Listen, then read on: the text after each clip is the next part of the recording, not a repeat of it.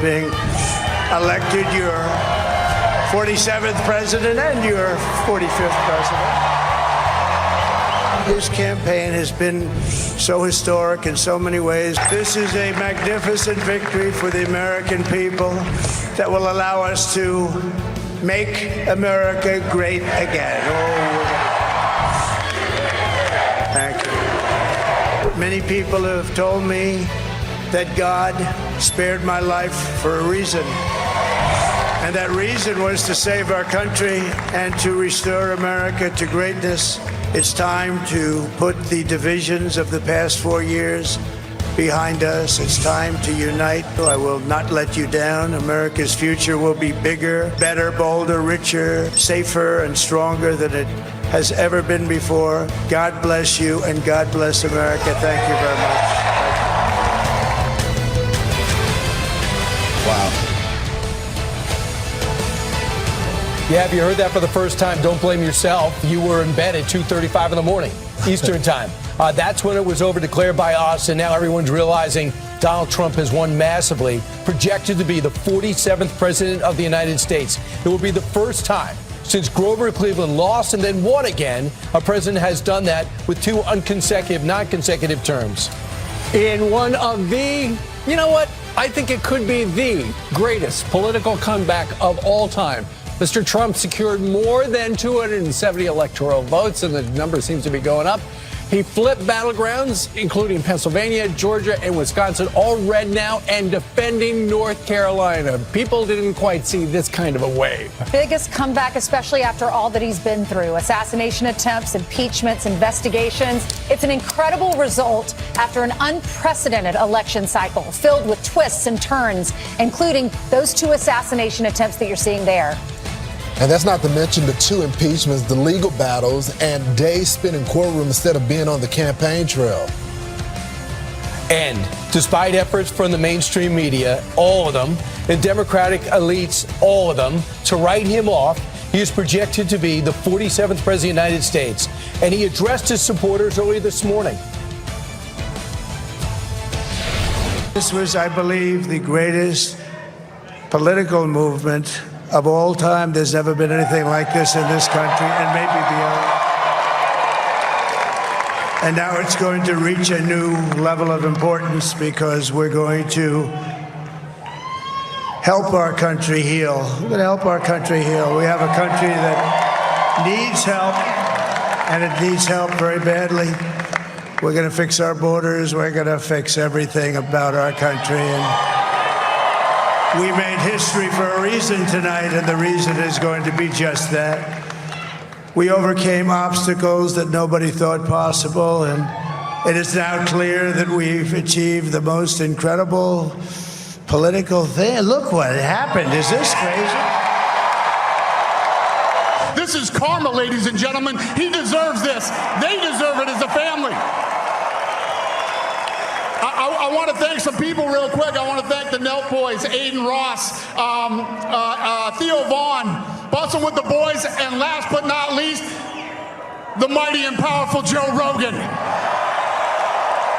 This was something special, and we're gonna pay you back. We're gonna do the best job. We're gonna turn it around. It's got to be turned around. It's got to be turned around fast, and we're going to turn it around. We're going to do it in every way, with so many ways, but we're going to do it in every way. This will forever be remembered as the day the American people regained control of their country.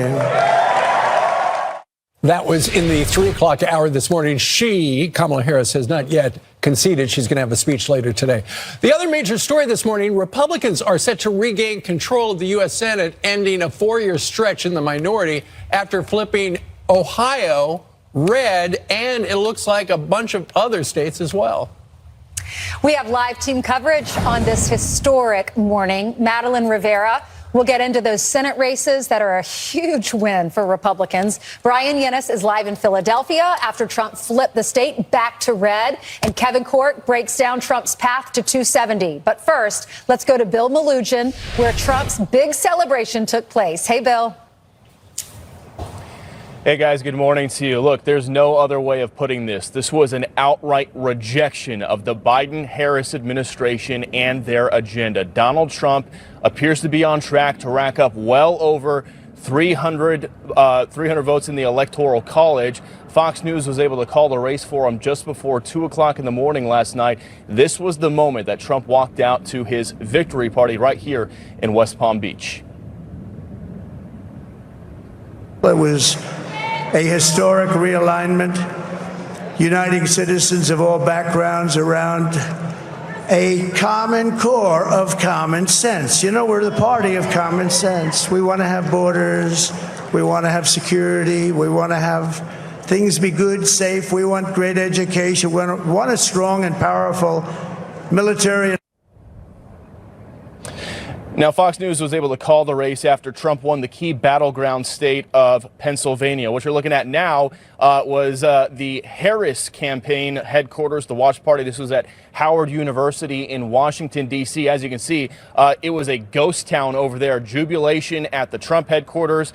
Everybody walked out at the Harris headquarters because she started losing states. People started walking out, and then the campaign announced that she would not be speaking last night. She is instead opting to speak today. In the meantime, this was not just a victory for Trump in the Electoral College. Take a look at this. He appears on track to win the popular vote as well. He's at 51% in that popular vote. A Republican has not won the popular vote since 20 years ago. That was 2004 with George W. Bush. And back out here live, the good night for Republicans continued. They also flipped control of the Senate. They are going to have an outright majority with multiple seats still up in the air. They could end up having a several seat majority. The House race is still too close to call, but Republicans are going for the full trifecta tonight to try to complete what looks like it was a significant red wave last night, guys. We'll send it back to you. Hey, Bill, that border's going to look different almost right away. I can almost hear Tom Homan with his screw gun putting up that wall and getting it out of the desert, what's left of it. And you've seen more of this than anyone. It's going to change, isn't it? Brian, my phone was blowing up last night with ICE officers and Border Patrol agents. They were thrilled with the results, and a couple of ICE agents texted me saying they're locked and loaded, they're ready to go. They're ready to start getting these Tren de Aragua gang members out. Yes. These illegal immigrants who have come in the last few years, they're ready to go. The Fox drone team is probably texting you, hey, we're not going to have anything to take pictures of. You'll pack your bags. You know where you'll be for the next 4 years. Bill, thanks so much. But by the way, there's a caravan coming now. It's about 1,000 people on their way. Yeah, and I'm sure they're going to speed up the process now that they know who's coming back into office. Ron, maybe the Border Patrol won't. Right. Maybe they'll actually just defy the ridiculous Homeland Security Secretary that we have. Good point, Brian. So we know Trump is projected to win. Now let's look at how he won. Kevin Cork shows us the key to victory and our voter analysis. So right now, he's leading in the Electoral College, also in the popular vote, Kevin. Yeah, really amazing. I'm glad you mentioned the popular vote. I mean, who would have thunk it, right? More than 7 million right now. It is highly likely he will win the popular vote, obviously having already won the Electoral College at 277 at last check. Of course, that could change between now and the end of the show for the former and future president of the United States. I should point this out. There are about 35 other Electoral College votes on the table at this hour, so he could really get out there and top 300. We're talking about 20 of them out west between Alaska, Arizona, and Nevada, and another 15 over in Michigan. And for what it's worth, the former president is leading in all of those states at this hour, and we should have results from each of them at some point today, possibly by day's end. As for voter analysis, well, very interesting breakouts I can tell you about. How about among Hispanic voters? Harris over Trump. Not a surprise, but what was interesting was the number that the former president got. 41%. That's a big number, especially when you consider the conventional wisdom going into the election was that the Democrats usually do very well among minority groups. How about under 30 voters? Well, how about this? Look at that, too. That is a real shocker. 52 to 44, again, up by 8 when compared to 2020 for Mr. Trump. The vice president down 9 when compared to the current president, President Biden. How about for those falling behind financially? As you can well imagine, a lot of them went for President Trump. 63% compared to just 34% for the vice president. Now, while some have suggested in surveys that democracy was the top voting issue for many folks, especially Democrats, the economy was clearly number one or number two for most voters surveyed, and the former president, Mr. Trump, was seen as best being able to manage that. And that is why he is the 45th and now soon to be 47th President of the United States, guys. All right, nicely done. Thank you, Kevin. Speaking of the economy, I just looked at the Dow Jones Industrial Average futures. They are up. Take a guess how high they are up right now. I don't know. Tell us. 1,250 points, about 3%. The S&P is up over 2%. Crypto is surging. Apparently, the Trump transition team is going to be meeting at Mar-a-Lago later this morning. And according to Punchbowl, you know who wants to be the next Secretary of Defense? That would be Mike Pompeo. He's lobbying to get that job. He's strong. He's a leader. The Fox News voter analysis, this is when, I believe it happens at the polls, right? They interviewed more than 100,000. It's all over. Okay, it's phones. It's everything. So they're saying the reason they chose Trump, I think God spared his life for a purpose, and this is part of it. But they said voters wanted a change. They want a stronger leader. The country is on the wrong track. And I was talking to some others that are in our profession, and they said this is the end of the legacy media. You watch all of these legacy channels, all these old school journalists, they tell you how to vote. They lied about Donald Trump. They lied about all the they had all the conspiracy theories. They lied about all the prosecutions. They lied about the impeachments, all the investigations. They lied about how much Mar-a-Lago is worth, $18 million. That is bull. Yeah. It is worth, what, $100 million at least, if not more. I would say more than that. There's an empty lot in Palm Beach that's selling for $150 million, and it's much smaller than Mar-a-Lago. He has both the ocean and whatever. You get my point. It's a lot. Yeah, they told us how to vote, and they told us we were dumb if we didn't vote the way that they told us to vote. The American people saw right through them, and that's what's happened here. Middle America loves God. They love country. They don't want a handout. They want to work hard. They want to have the same money. They want their dollar to go as far as it did 4 years ago. Well, Angela, they didn't listen to any of the concerns. The vote, I mean, we've been out in the country. Yeah. And they said, I just watching the pundits last night, even though Donald Trump was surging as we got the results come in, watching them look at the voter analysis and act shocked when 70% of the country said that we're on the wrong track. Where have you guys been? They've been saying that in poll after poll for years now that we're heading down the wrong track. And then to see the Hispanic numbers, 41%. Then you go to black voters, he almost doubled his. This is after Barack Obama and all the celebrities that they rolled out said, look, you're not supporting the right thing right now. This is not helping the race. This is brothers get in line. Meanwhile, we were going to barbershops and they're saying, look, actually the economy was better under Donald Trump. There's so much I have to say. You guys brought up so many great points. But here's what I noticed. Just something I noticed about the former president. You know, he wants to get something, and when he gets it, he doesn't gloat. You don't see him sitting there, he doesn't say anything about I told you so. He's so good under pressure. The same attitude when he gets shot in the head, where he just calms down, gets up, goes, what do I have to do? He just won. He's sitting behind J.D. Vance, goes, it's the biggest comeback in history. His face is like, yep, just nods, right? In his head, it's like Jim Brown when he scored a touchdown, put the ball down, act like you've been there before. And it's like in his head, he won last time. The fight is over. And here it is. That's done. This is what I told you. And it reminds me, dating back to the Correspondents' Dinner, when Obama mocked him for a half hour and Seth Meyers followed up. Bad move. And he did that. Bad move. And he just sat there and stared. And then after they were done, he left. He never ever says that was the moment where I had my Rocky moment where I decided I'm going to run. But we all know. We know that. We know that. We've all read that. Where he's going to have to run. And the other thing is, it is everybody's victory. Because it's not the white working class. It's not Republicans that voted in Democrats. This one across the board. This is popular vote. This is battleground states. This is pushing the envelope in New Hampshire, in Virginia, crushing it in Ohio, destroying in Florida. Yeah. These are Democrats' victory, too. Right. Because if it's just Republicans, he gets 40% of the vote. Right. Well, the economy, this is bigger than that. The economy impacts everybody. And I'm sure that he is sitting down with his team and they're going, okay, how are we going to? What are we going to do to bring down inflation. And how are we going to advance everything?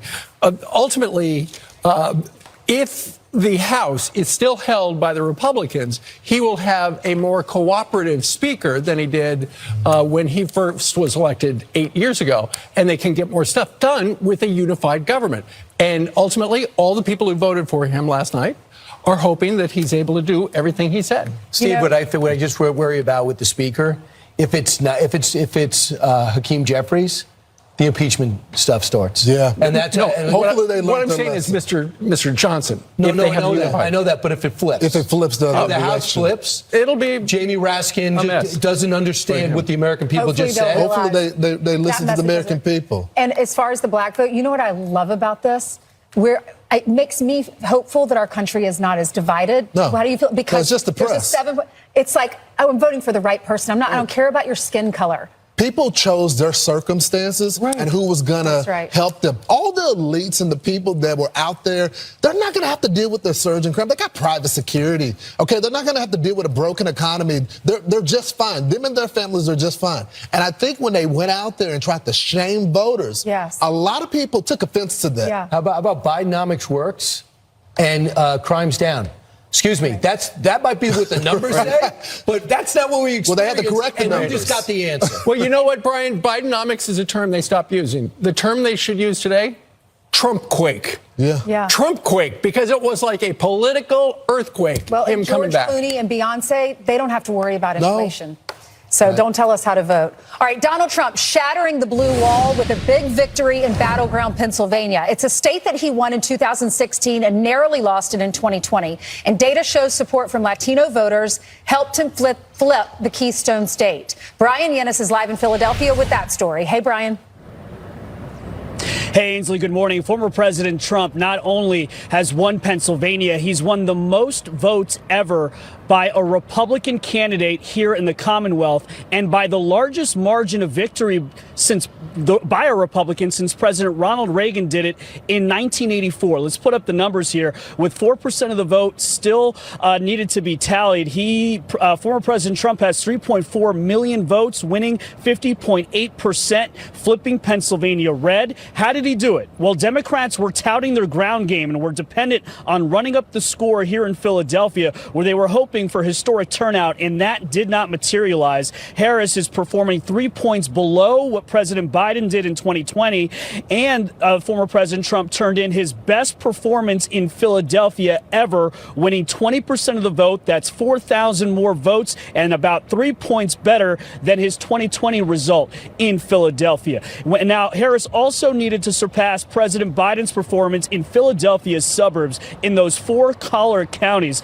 Instead, former President Trump flipped Bucks County red. He also won the bellwether swing counties of Erie and Northampton. The Harris campaign and Democrats, they were playing up the Puerto Rico insult joke from that Trump rally at MSG, believing that it would sway more Latinos their way. Instead, the Fox voter analysis shows the opposite happened. Harris winning 56% of Latinos in Pennsylvania, Trump winning 39%. Trump improving his standing with Latinos in Pennsylvania, up 5 points from his support in 2020. And Republicans here, they were saying all along that inflation was really resonating in the Latino community. Now, already Democrats and the Harris campaign, they are expressing blunt regret that Vice President Kamala Harris did not choose popular Pennsylvania governor, the Democrat Josh Shapiro, as her running mate.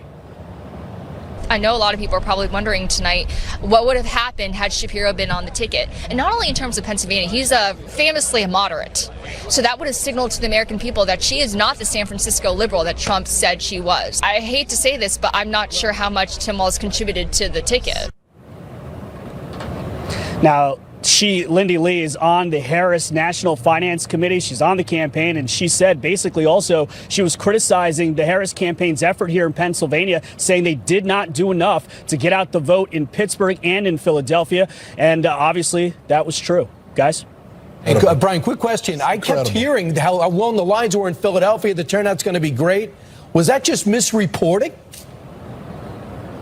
No, so the Philadelphia Democratic Party here, they were going off of whatever numbers they had. We spoke to Bob Brady last night, like a few hours before the polls closed. They were going off the lines. The headlines here were extremely high voter turnout. It looks like it's about 60%. I mean, it wasn't that. I mean, the former Philadelphia mayor, Michael Nutter, said they needed something like to surpass even former President Obama's numbers. They were nowhere near it. They're probably not going to get to the turnout that maybe they'll get to the turnout that Biden got in terms of a percentage, about 65%. We'll see. That's Zero right. excitement. It was surprising that so many Republicans turned out coast to coast on the early voting. Thank you very much, Brian. Yeah. Let's go to North Carolina now. Carly is getting a free breakfast at Joey's Pancake House.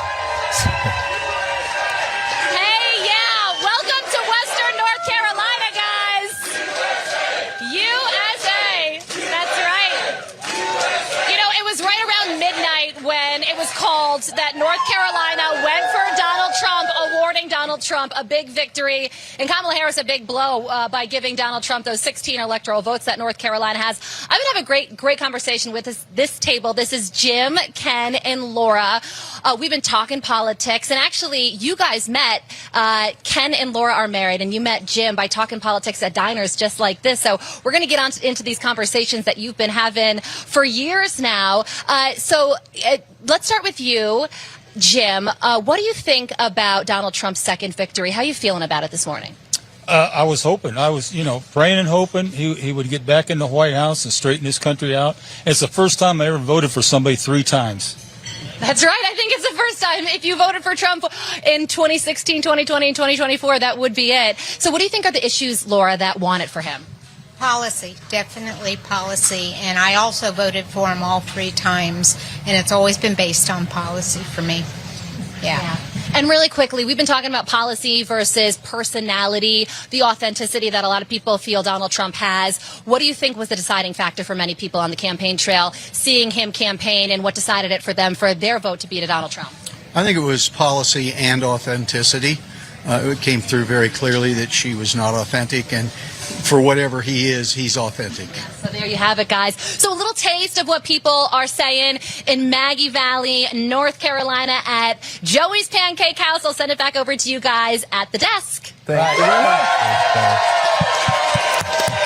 She got a fired up diner. Yep. It's okay. If we're not doing sports, it's all right for Carly to go do a diner. Right? I mean, it's okay for her to be out of the studio. Correct? Right. So we're not going to miss her. Lots of people are hungry. You and Carly with her sports. Right, she just takes it. He just wants every aspect of the show. Right. He's just jealous because she's, A little bit. Okay, Republicans flipping the Senate as GOP candidates ride Trump's coattails. All right, to tell us more about that, Madeline Rivera joins us from D.C. with some numbers. Hi, guys. Good morning. Republicans feel like they have the wins at their backs. They already have the majority after flipping 2 seats, but they're hoping to run up the score with races in Pennsylvania, Montana, and Michigan, and others still uncalled. Republicans scored an early win when Jim Justice flipped outgoing Senator Joe Manchin's seat in West Virginia. Then in Ohio, Republican businessman Bernie Moreno beat incumbent Senator Sherrod Brown. We talked about wanting a red wave. I think what we have tonight is a red, white, and blue wave. Because what we need in the United States of America is leaders in Washington, D.C. that actually put the interests of American citizens above all else. We're tired of being treated like second-class citizens in our own country. Democrats had hoped to beat the odds and make some gains in Nebraska, Texas, and Florida, where the Senate races had moved tighter as Election Day approached. They fell short, with Republican incumbent senators Deb Fischer, Ted Cruz, and Rick Scott all winning their contests. Here is what Texas promises. Not equality of outcomes, but equality of opportunity. Amen. Not guaranteed success, but a guaranteed chance. Not life without struggle, but a life where struggle has meaning. That is the promise of Texas. That is the American dream. This is a team win. We won, they lost. God bless you. God bless this great country. And guys, what do we say? Let's get to work. In Missouri, Republican incumbent Senator Josh Hawley won his race. Democrats, though, making history, sending 2 black women to the Senate, Lisa Blunt Rochester in Delaware and Angela Also Brooks, who beat former Republican Governor Larry Hogan in Maryland. As for what happens next, a vote to replace longtime GOP leader Mitch McConnell is set for next Wednesday. Senators John Thune, John Cornyn, and Rick Scott are all vying for the role. Lauren, Steve, Ainsley, and Brian. Right. Thanks so much, Maddie. Rick Scott right away in his acceptance speech says, I'm going for Mitch McConnell's spot. And they're rivals. So he's in there. Just real quick, I know they got the live boards. It's really close. It could be a massive increase. Brown is up in Nevada with 84% of the vote. In Montana, Sheehy's up with by 7 with 85% in. You got to figure this is done. Rogers is up. These are all Republicans. 0.2 with 95% of the vote. Well, I mean, Rogers' win is probably that would be a huge upset. McCormick is 95% of the vote is 0.9. It's almost a full point. Tammy Baldwin has moved ahead of Hovde by percentage points by 0.7. So if you're keeping track, so far the Republicans have flipped 2 seats. Senator-elect Bernie Moreno from the great state of Ohio is going to be joining us live right here on this. We are live in Swing State, Pennsylvania, and at this point, the jubilation has devolved into delirium. Don, come 11 a.m. today, how are you going to celebrate, Don? Well, I'm going to watch The View. There you go. Don's watching The View. And why are you watching The View, Don? Well, I'm gonna tape it in case I'm not home, but I want to tell Whoopi Goldberg, you're fired. Get out of here. All right, Don just fired Whoopi. But obviously, celebration's important, but there are real issues our country is facing. When you went into the voting booth, or when you voted by mail, or however you voted, who had economy as their number 1 issue? Raise a hand. Okay, who had border as number 1 issue? All right, let's go over here. This gentleman served our country. Let's give him a round of applause. Thank you. You said economy's number 1. What do you want to see Trump do to fix our economy? Well, I just wanted him to get everything back. Drill, baby, drill. Get the economy back where it needs to be so my son, 2.5-year-old, can grow up in a good country. There you go. We want a good country. Quickly, sir, take us home. Why do you say the Trump win is so important for our country? Well, I hope middle America is heard and the people have spoken to what we need in this country, which is some good common sense. Good common sense. That's what you get in central Pennsylvania. Ainsley, back over to you. It's an exciting morning. Thank you so much, Todd. Vice President Harris losing key support from crucial swing state voting blocs. Fox News analysts shows that President Biden got nearly 10 points more of the black male vote in North Carolina back in 2020. And among young men, Harris underperformed by nearly double digits in the state as well. In Georgia, nearly all voters trusted Biden to fix the economy in 2020. Less than half felt the same way about Harris 4 years later. So are Democrats regretting their bait and switch this morning? Fox News contributor Charlie Hurt joins us now. Charlie, she did not outperform him in PA, in Wisconsin, North Carolina, Georgia, or Michigan. No, it's truly incredible. And I mean him, meaning Biden. Yeah, no, it's truly incredible. You know, I don't know. Obviously, Democrats tried to play their old playbook campaign that's worked for them for a long time. And a lot of it has to do with race baiting and trying to divide everybody by race. And it's the most disgusting thing people do. Donald Trump absolutely broke that. I think he broke the media. I think that he broke this whole concept of identity politics. Yeah. And both sides do it, but Democrats are far worse about it by making all those inroads. And you look at places like Texas, and even a place like Virginia and Florida. He's the first Republican since 1988 to win Miami-Dade County.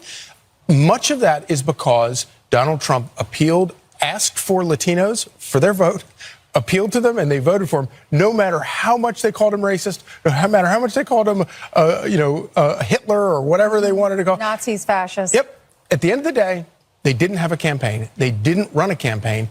Donald Trump once again ran on the issues, and just like 2016, won on the issues. Yeah. So do you think this was a referendum on the fact that we didn't know who she is? She flip-flopped so much. Or do you think this is people just want to change? They want more money in their pocketbooks. They don't want handouts. They have celebrities on stage with her telling them that they understand the American people and how they can't afford their groceries when they can't relate at all. What was it? Was it the media telling everyone how to vote? And then they said, we don't believe you. We don't trust you anymore. Honestly, Ainsley, I think at the end of the day, it was you had the fakest person you could possibly have running against the flaws, whatever, the most authentic guy that has ever run. And that juxtaposition just was too much. And however hard the press tried to sort of but to they were obfuscate lying it. too.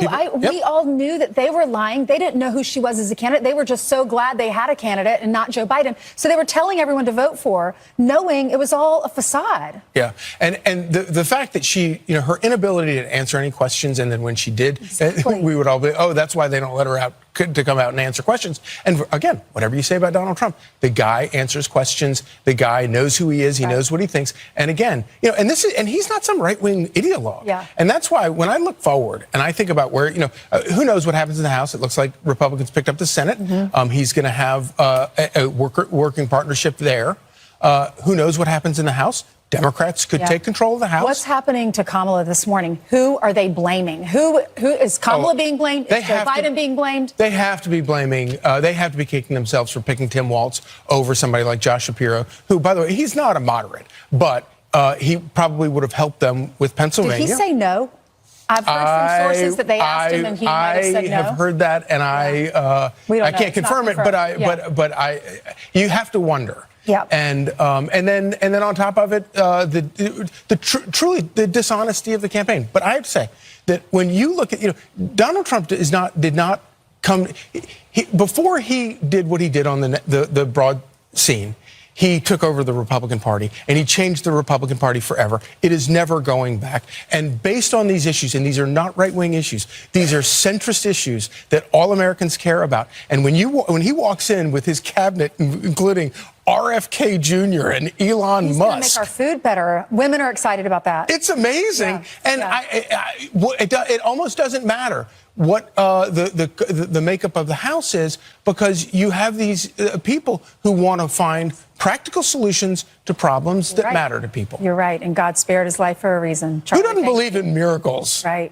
It's amazing. God is not done with America. What he has been up against and survived is incredible. Right. And they have nothing left to throw at him. They've thrown everything at him. Thank you, Charlie. You did a great job last night. Thank you. All right, Trump flipping Georgia red once again as he's projected to win the presidency. The key voting group that helped. So former President Donald Trump seeing major gains with Latino voters, including a stunning sweep in Florida's Miami-Dade County, which hasn't gone red in more than 30 years. Meanwhile, Fox News voter analysis revealing Vice President Kamala Harris had less support from Hispanic voters than President Biden did 4 years ago. Abraham Enriquez is the founder of Benvenido USA, and he joins us now.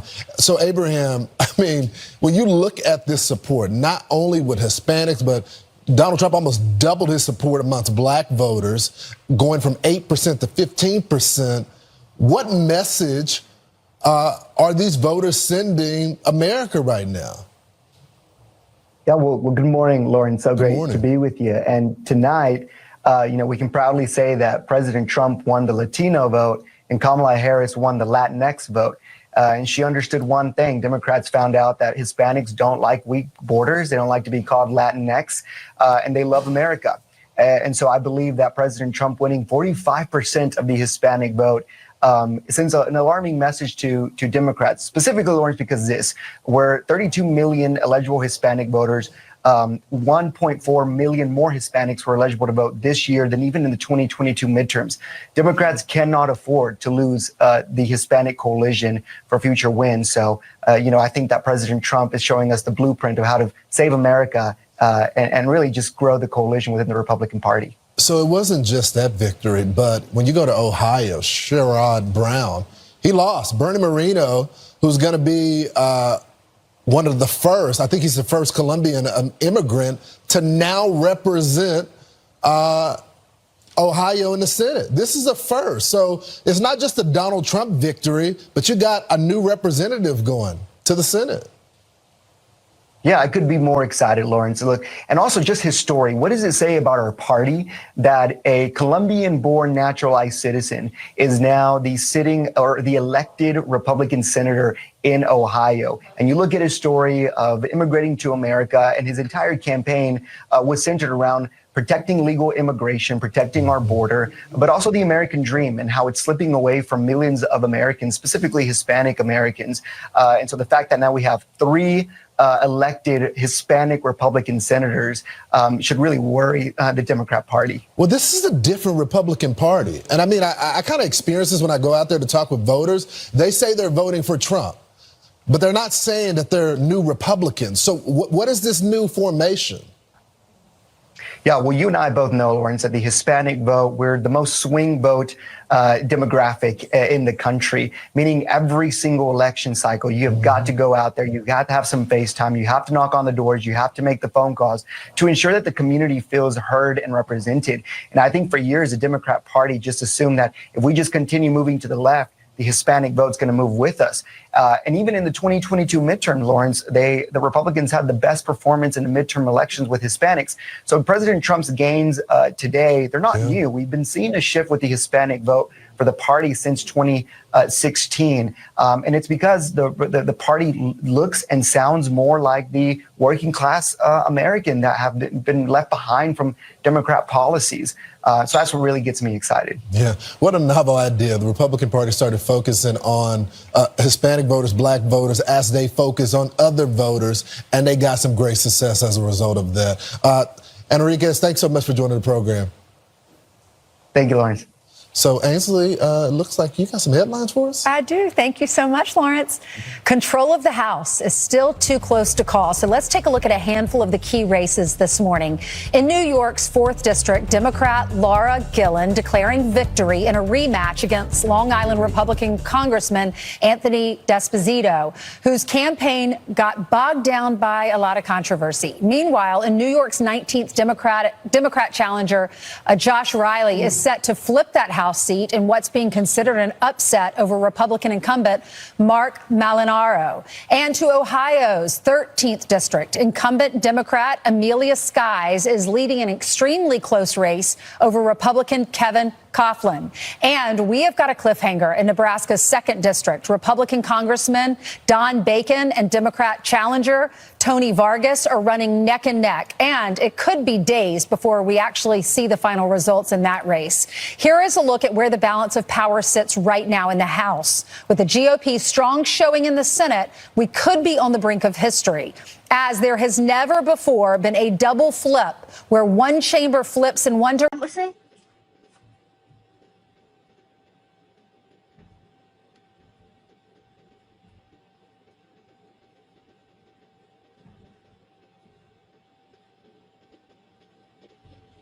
Buổi sổ thứ tư,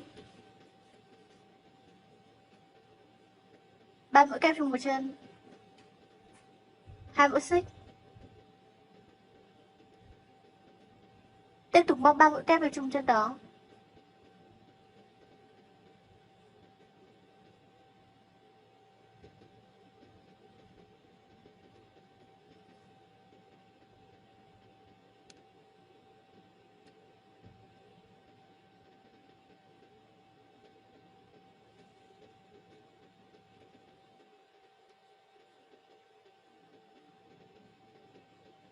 Ba mũi xích.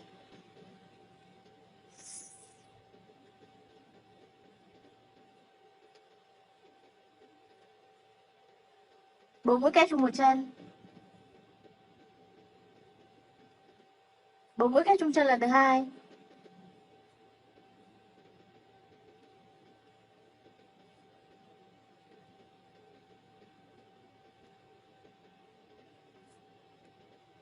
Bốn mũi kép trong chân lần thứ ba.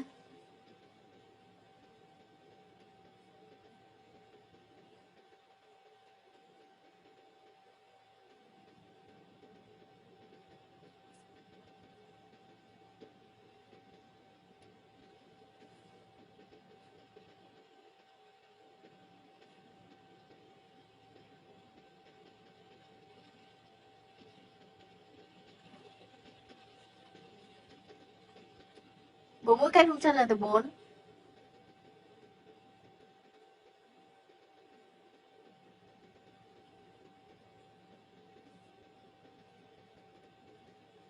Bốn mũi kép trong chân lần thứ 5.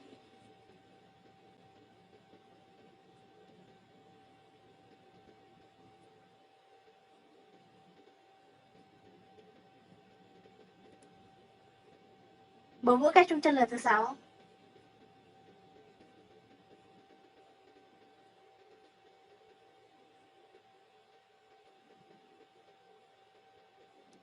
Bốn mũi kép trong chân lần thứ 7.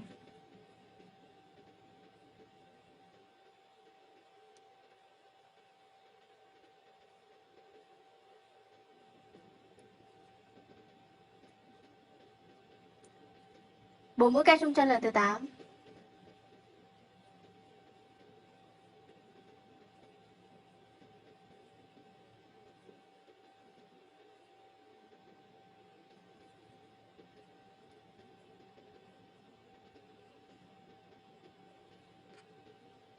Đưa thực sự sáng nhạt.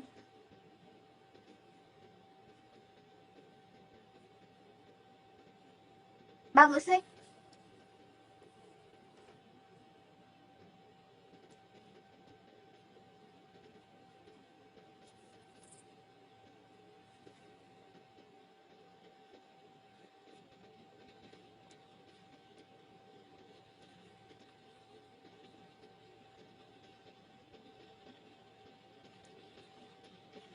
Hai mũi được kép vào chung một chân.